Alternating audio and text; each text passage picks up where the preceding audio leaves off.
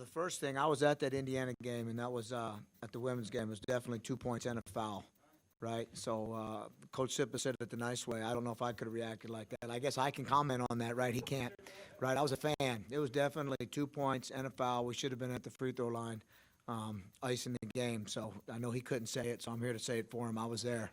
It was 2 points.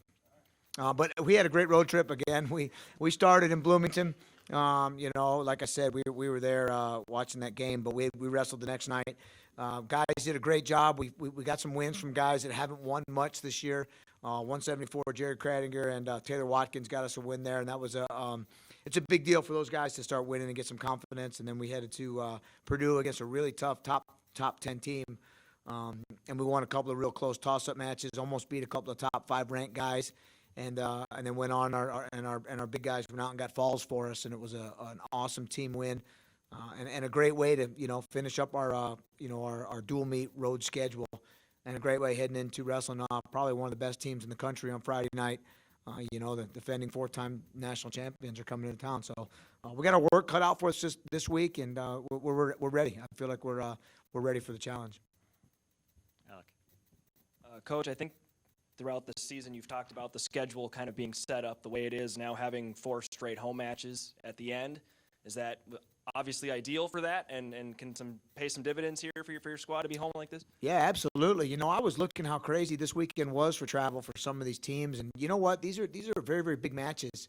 Last week there were some really, really big matches, and then you turn around at a Friday night, duel gets over 10:30, 11 o'clock, and you've got to wrestle Sunday at noon somewhere, across the country. So it's getting very, very big, and like I said, the training days are few and far between with injuries and making weight. So for us being at home now, these last 4 days, or these last 4 matches, really, really helps us with being able to get healthy, not having to travel, and then actually getting some actual great training days in that, are missed when you have to travel these last couple of weeks before the Big Ten championship. So, the schedule's playing out great.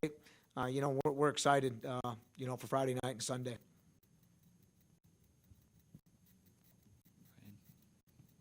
How's Johnny Sebastian been coming along? I think he had an amazing weekend this weekend. Johnny Sebastian has not been able to put together 2 matches in a weekend in a very, very long time for injury purposes.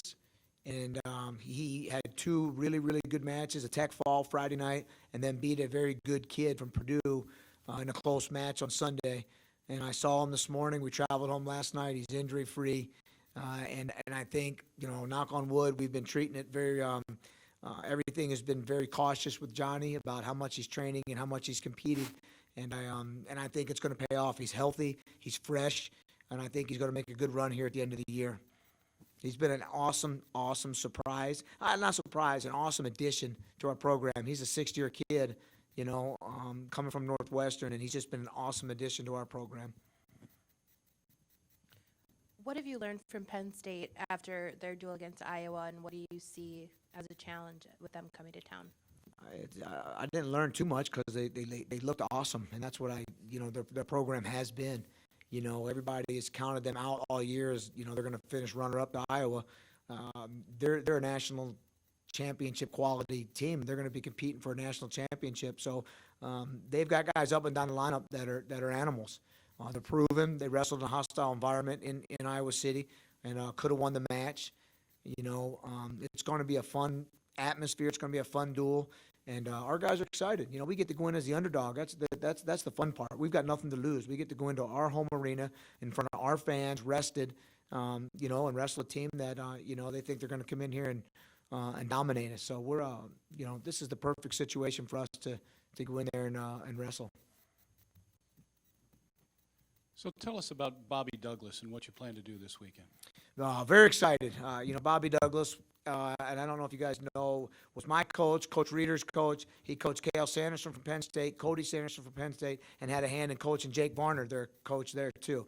So he's getting up there in age, and I thought it was the right time to honor him in front of a big crowd. And what better way than a couple of guys that he coached throughout his career. He was in the corner when Cale Sanderson won the Olympic gold medal in Athens. So it's going to be an awesome deal. We're going to have a little social at Hotel Red Thursday night, and then our big social Friday before our duel in Heritage Hall. that we're opening to anybody. You know, Heritage Hall is small, so if you want to come meet Bobby, you know, get there early. It's going to be a 5 o'clock start to about 7:15. And then we're going to honor him at the duel as well. So very excited. We're going to have Coach McCarney. Dan McCarney's coming back to be our honorary coach. You know, he was Coach Alvarez's right-hand man back in the day, as well as the head coach at Iowa State when Bobby was the head coach at Iowa State. So they know each other very well. And Coach McCarney's been a mentor to me as well. So it's going to be a very, very special Friday night. And I'm just hoping we can do our part in making it real special for everybody involved. But very excited to get Coach Douglas here. You know, I haven't seen him in a while, but we talk a lot, and, you know, he's awesome to be around. A little bit off topic here, but in thinking about NCAA bids for championships, hosting championships, do you see a potential for hosting that either here or in Milwaukee, or bringing that to Wisconsin at some point? What would it take, I guess, to put something like that together to bring it here? Well, we would love to bring it here. You know, it's I don't know which way the NCAA is going. The next couple of years have already been decided, and I'm not sure if we put a bid in for this year or for the next cycle, right? I don't think we did because we're not sure where it's going. It's going to a football stadium this year. So, you know, it's over in the Minnesota Vikings football stadium, and they've already sold over 40,000 seats for it, where it's usually in these, you know, I don't want to say small arenas, but arenas that host 22,000. So for us to get 40-some thousand, and they're saying they're going to sell till 66,000 seats are sold. Whether we can get there or not is another deal. But where's it going, right? Are they going to start putting it? Are they going to keep it in these small arenas, or are they going to open it up to all kinds of, you know, football stadiums? To you know, if we can get 50, 60,000 people in stadiums for our national championships, you know, it'll go that way. And obviously we've got places here in the state that can handle that. So we're excited. We want to bring it here. I've already had talks with our sport administrator and about bringing it here. The university is excited, and we'll do whatever we can take. But I think it'd be great to host it right here in the Midwest. This is wrestling's king. You know, I'd also like to get it somewhere, you know, at warm weather at some point too. You know, again, I'm a guy that wants to see the sport grow.